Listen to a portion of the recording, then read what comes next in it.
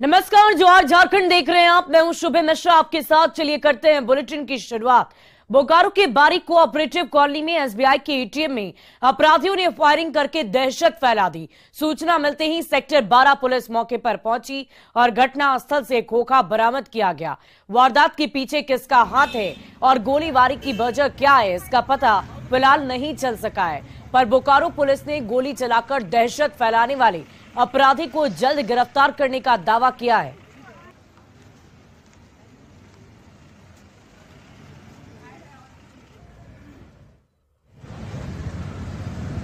Firing की घटना हुई है, उसके आधार पर हम लोग यहाँ पर आए अपने तरीके से जांच पड़ताल कर रहे हैं कि एक मौका भी मिला है घटनास्थल से। जिस तरह से आवेदन पड़ेगा इनके विरुद्ध में, इनके द्वारा फायरिंग की गई है, उसी के आधार पर हम लोग इसमें अविलंब तुरंत कार्रवाई करके जो है गिरफ्तारी की प्रक्रिया हम लोग। कितनी गोली फायरिंग? अगल बगल के लोगों का कहना है कि 3 गोली फायरिंग हुई है, क्योंकि एक मौका मिली है। अंधेरे की वजह से पूरा हम लोग नहीं पहुँच पाए हैं, हम लोग इसका खोज लेते हैं और आरोप है कि आज जो है।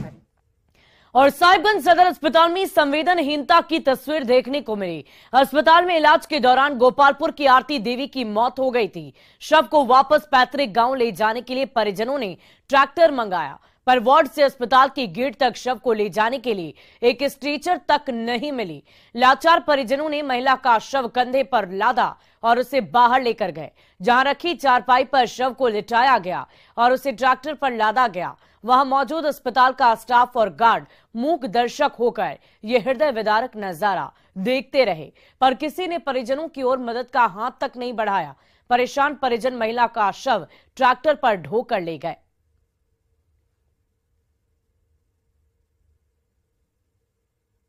जिला मुख्यालय में स्थित सदर अस्पताल में भी लोगों को स्ट्रेचर न तो उपलब्ध हो पा रहा है, न उनको अंतिम क्षण में न एम्बुलेंस उपलब्ध हो रहा है। और इससे पूरी स्वास्थ्य विभाग कह सकते हैं कि संवेदनशीलता की हदें पार करने वाला यह दृश्य है। निश्चित रूप से राज्य सरकार को और शासन में बैठने वाले अधिकारियों के संवेदनशीलता पर एक बहुत बड़ा प्रश्न चिन्ह है। और राजधानी रांची के आर्य अस्पताल में इलाज के नाम पर मरीज की जान से खिलवाड़ हो रहा है। परेशान मरीज और परिजनों ने अस्पताल प्रबंधन पर कड़ी कार्रवाई की मांग की है।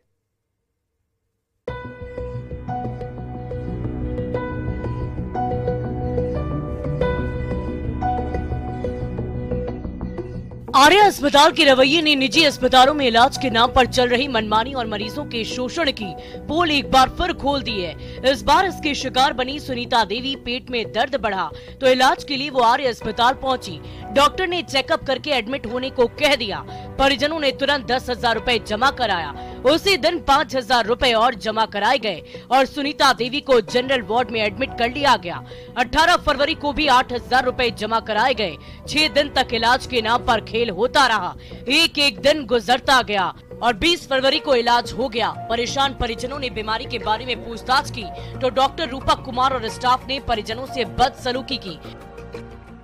राजधानी रांची स्थित रिंग रोड के एक निजी अस्पताल के रवैये ने प्राइवेट अस्पतालों की पोल खोल के रख दी है। ठीक मेरे पीछे वही अस्पताल है जहां पर 21 फरवरी को भर्ती मरीज के परिजनों ने अस्पताल के ऊपर फर्जी बिल देने का और हाथापाई करने का आरोप लगाया है। बता दें कि जो बिल है उसमें रजिस्ट्रेशन नंबर से लेकर कोई भी नंबर जो है मेंशन नहीं किया। आर्य अस्पताल में 20 और 21 फरवरी को लगातार 2 दिन तक हंगामा होता रहा। मरीज की बीमारी को लेकर परेशान परिजन जब भी सवाल पूछते, दबंग डॉक्टर से लेकर स्टाफ तक उन पर चढ़ बैठते। दिन ब दिन अस्पताल में हंगामा बढ़ता गया। आसपास की बस्तियों में रहने वाले ग्रामीण इकट्ठा हो गए। मारपीट का वीडियो देखते ही देखते वायरल होने लगा।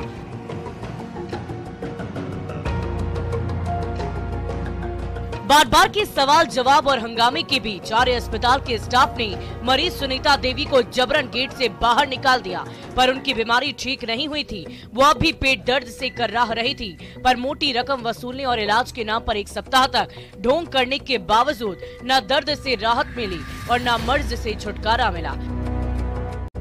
इसका पेशेंट को निकाल के फेंको, यहाँ से इलाज इसका नहीं होगा, कहीं भी नहीं होगा इसका इलाज। कह के निकाल के वहाँ से हमको खींच के निकाल दिया, फेंक दिया दरवाजा पास। उसके बाद निकाल दिया तो चप्पल उप्पल सब फेंक दिया निकाल के पीठे में। तो वही बिल मांगा गया तो वो जो है सो सादा कागज में कॉपी में लिख के अब बोल रहे हैं कि इतना 1000 रुपया दीजिए, और वही दौरान हम लोग 15,000 रुपया उनको, ये जो फर्जी बिल है ऐसा बिल में हम लोग को दिया 15,000 जमा किए हैं। अब बाकी बिल को इसी तरह कागज में लिख के, पक्का बिल दे नहीं रहा था, तो हम लोगों ने कहा कि अगर पक्का बिल नहीं दीजिएगा तो हम लोग पैसा नहीं देंगे, क्योंकि आपने किस तरह का दवाई चलाया है, कौन कौन सा ये किया है, तो बिल नहीं दिया। इस तरह का हम लोग जो पेमेंट जमा किए हैं वो केवल ऐसी लिख के दे दिया है बिल, और किसी तरह का कोई बिल नहीं दिया।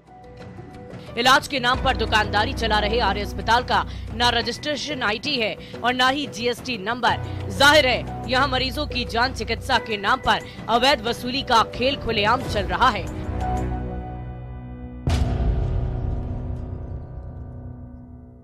बता दें कि निजी अस्पताल के हालात ऐसे हैं कि जहां पर मरीजों को बिल दिया जाता है, उस बिल में ना कि रजिस्ट्रेशन आईडी है ना ही जीएसटी आईडी है, इस तरीके से बिल दिया जा रहा है और उसका भुगतान भी कई जो मरीज है वो करके चल जा रहे हैं। सामने एक घटना हमने आपको बताया है, दर्शाया है कि किस तरीके से आवाज उठाने पे मरीज और मरीज के परिजनों को अस्पताल से निकाल बाहर फेंका जाता है। वही दूसरी ओर अस्पताल प्रबंधन से जब हमने बात करने की कोशिश की तो प्रबंधन समेत डॉक्टर ने इस मामले में साफ तौर से बात करने पर इनकार किया है। कैमरामैन संजीव के साथ रूपाली त्रिपाठी, न्यूज़ 18 रांची।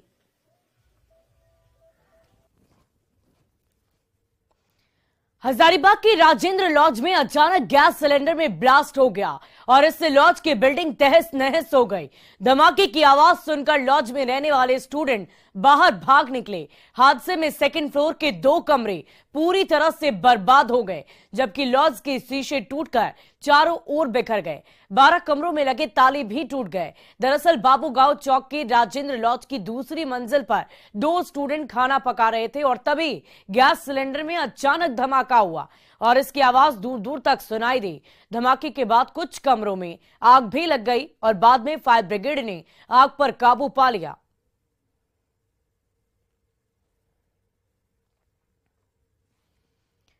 और गोड्डा के धर्माडी में आरजेडी के प्रदेश महासचिव सह पूर्व विधायक संजय यादव डांस करते नजर आए। मौका था सांस्कृतिक प्रोग्राम का। स्टेज पर एक साथ 4 ऑर्केस्ट्रा गर्ल जलवे दिखा रही थी और नीचे मौजूद दर्शक उनकी अदा पर फिदा होते नजर आ रहे थे। तभी आरजेडी नेता संजय यादव भी स्टेज पर ऑर्केस्ट्रा गर्ल्स के बीचों बीच पहुंच गए। चारों बालाओं पर नोटों की बारिश की और उनके साथ खुद भी ठुमके लगाने लगे। आरजेडी नेता का डांस देखकर नीचे मौजूद उनके समर्थक खुशी से चिल्ला उठे। आरजेडी नेता के डांस का ये वीडियो बड़ी तेजी से सोशल मीडिया में वायरल हो रहा है।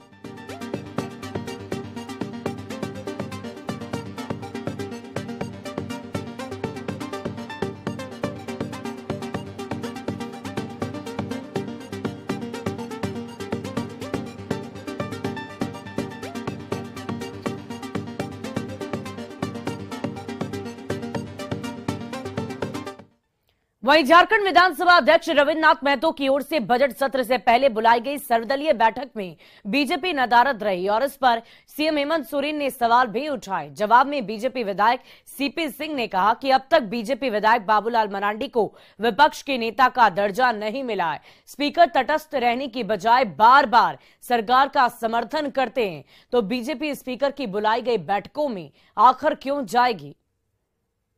3 साल से ऊपर होने जा रहा है, आज तक उन्हें विपक्ष के नेता का मान्यता नहीं मिला। तो जब स्पीकर साहब विपक्ष के नेता की मान्यता माननीय बाबूलाल जी को नहीं दे रहे हैं,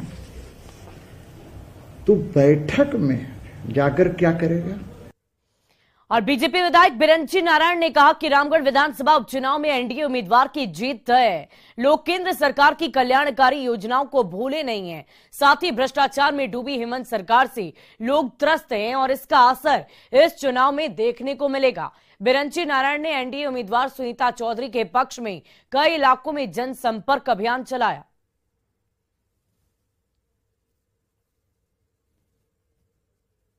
यहाँ से भारी मतों से इस बार एनडीए के उम्मीदवार की जीत होगी।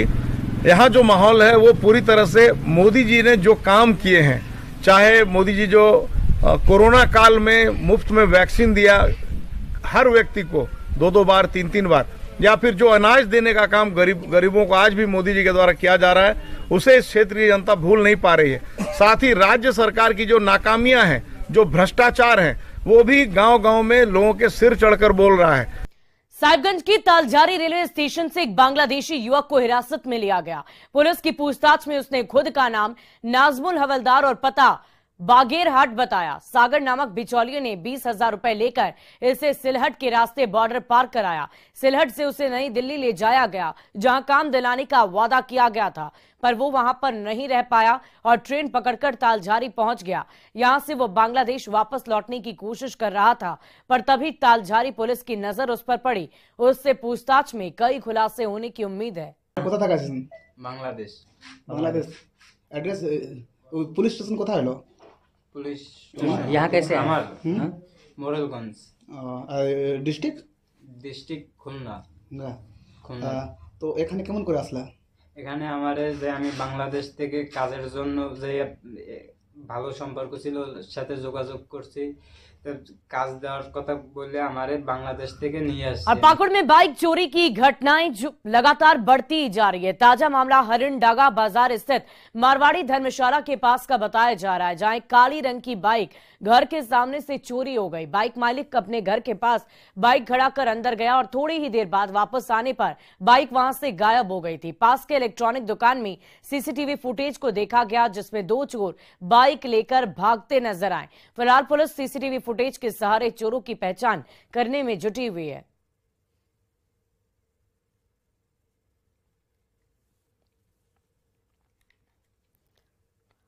और कोडरमा के उरवा में झील रेस्टोरेंट को संरक्षित करने के लिए जिला प्रशासन ने उसे अधिग्रहित कर लिया है। दरअसल जिस एजेंसी को इसके संचालन का कॉन्ट्रैक्ट 3 सालों के लिए दिया गया था, वो पहले ही साल झील रेस्टोरेंट में अनैतिक देह व्यापार में लिप्त पाई गई थी, जिसके बाद पुलिस ने रेस्टोरेंट संचालक सहित 13 लोगों को गिरफ्तार कर जेल भेज दिया था। वहीं झारखंड टूरिज्म डेवलपमेंट कॉर्पोरेशन द्वारा उक्त एजेंसी का कॉन्ट्रैक्ट रद्द कर दिया गया। साथ ही रेस्टोरेंट की प्रॉपर्टी को संरक्षित करने के लिए जिला प्रशासन को अधिग्रहित करने का निर्देश दिया गया है। की कार्रवाई कर रहे हैं, देख रेख और उसको संरक्षण करने का आदेश हमको है, तो हम लोग उसको देख रेख और संरक्षण उप विकास आयुक्त की अध्यक्षता में करा रहे हैं और कोशिश करेंगे कि वो जो उसकी प्रॉपर्टी है वो यथावत रहे, उसमें कोई नुकसान नहीं हो। और साथ ही साथ कोडरमा में एक बहुत ही अच्छी प्रॉपर्टी है जिसका अंडर यूटिलाइजेशन बोल सकते हैं या मिस यूटिलाइजेशन हो बोल सकते हैं, वो हो रहा है। वो बेस्ट यूटिलाइज कैसे हो, इसके संबंधी हम लोग DTPC में पारित करके विभाग को भी थोड़ा सा दिशा निर्देश लेने का प्रयास करेंगे और विभाग को सूचना। वहीं दुमका में मयूराक्षी नदी के तट पर 133 साल पुराने हिजला मेले का उद्घाटन ग्राम प्रधान सुनीराम हांसदा ने फीता काटकर किया है और इस मौके पर मांझी थान में विधिवत पूजा अर्चना की गई और इस अनुष्ठान में बड़ी संख्या में ग्रामीणों ने हिस्सा लिया। साथ ही रंगारंग सांस्कृतिक कार्यक्रम का आयोजन किया गया। कलाकारों ने अपनी प्रस्तुति दी और टोली ने छऊ और नटवा नृत्य की रंग बिरंगी प्रस्तुति भी की। मेले के दौरान अगले 7 दिनों तक संथाल परगना की समृद्ध सभ्यता संस्कृति की झलक देखने को मिलेगी।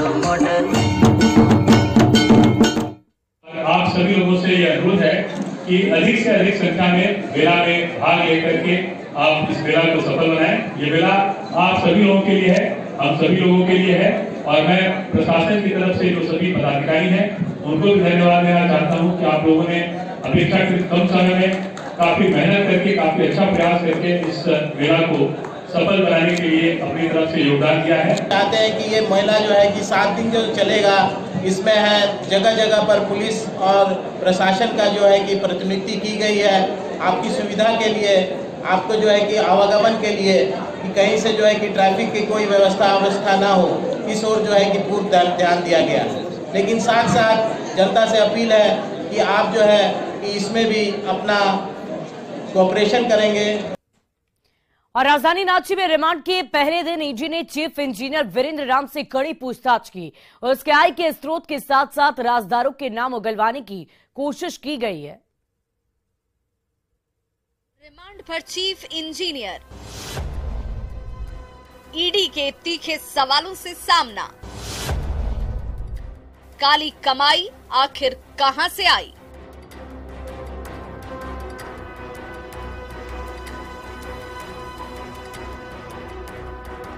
₹1.5 करोड़ से ज्यादा के सोने चांदी के जेवरात का जखीरा।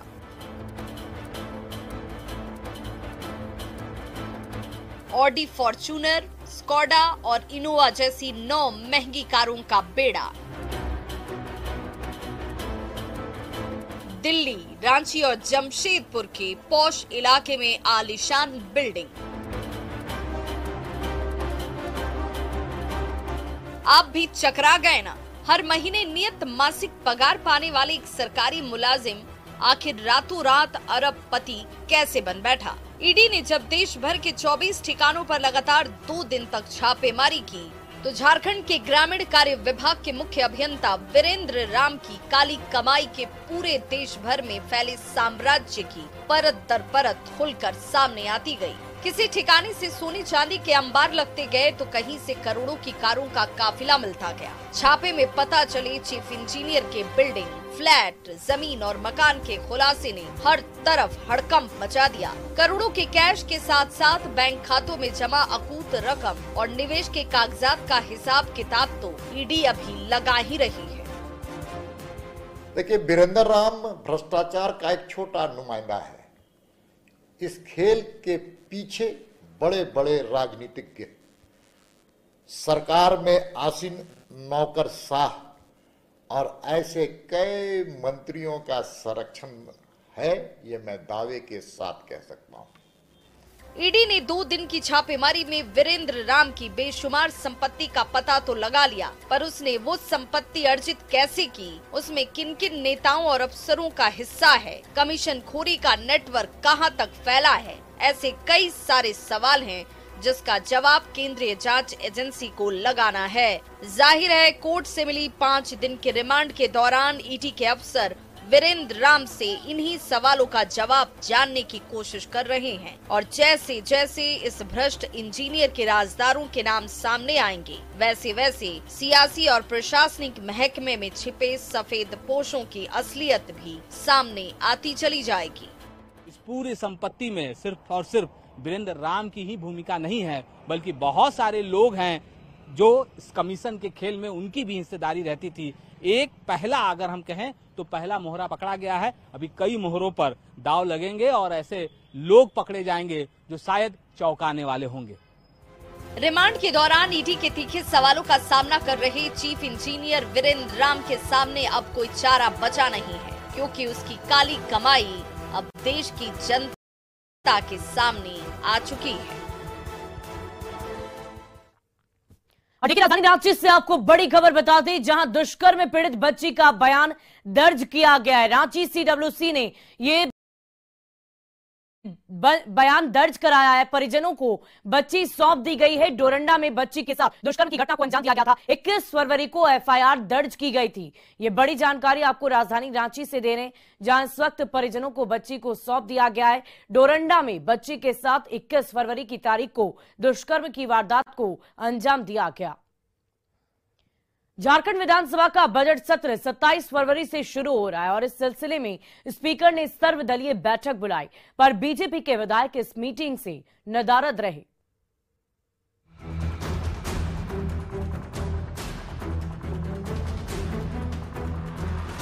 झारखंड विधानसभा का बजट सत्र 27 फरवरी से शुरू होने जा रहा है, जबकि 3 मार्च को बजट पेश होगा। इस दौरान जनता से जुड़े कई मुद्दे भी उठाए जाएंगे। ऐसे में जनप्रतिनिधियों के तीखे सवालों से सामना करने के लिए हेमंत सरकार के सिपह सलार भी तैयार हो रहे हैं। तो सदन के सुचारू संचालन के लिए स्पीकर की ओर से पक्ष और विपक्ष की बैठक बुलाई गई, पर इस बैठक में मुख्य विपक्षी दल बीजेपी की गैर मौजूदगी ने कई गंभीर सवाल खड़े कर दिए। इस बैठक में मुझे जहाँ तक लगता है कि विपक्षों को भी बुलाया गया था, लेकिन विपक्ष क्यों नहीं आए ये उनका विषय है, ताकि जनता का जो आवाज़ है वो यहाँ विधानसभा में उठे और लोगों का जो काम हो, यही हम चाहेंगे। इसलिए सभी पक्ष विपक्ष सभी माननीय सदस्य हम आग्रह करना चाहेंगे जो सदन चले, जनता की बात उठे और उसका निष्पादन।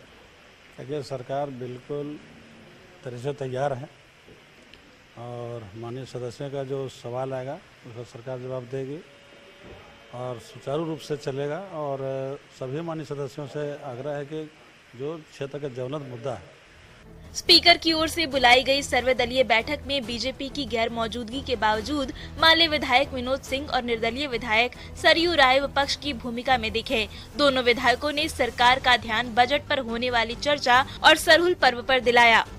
सदन में सरकार के जवाब पर हुई कार्रवाई को सार्वजनिक करने की मांग भी उठी। साथ ही कॉन्ट्रैक्ट कर्मचारियों की हड़ताल, नियुक्ति नियमावली और जनप्रतिनिधियों के साथ साथ अफसरों की ओर से घोषित संपत्ति की जांच की मांग भी उठी।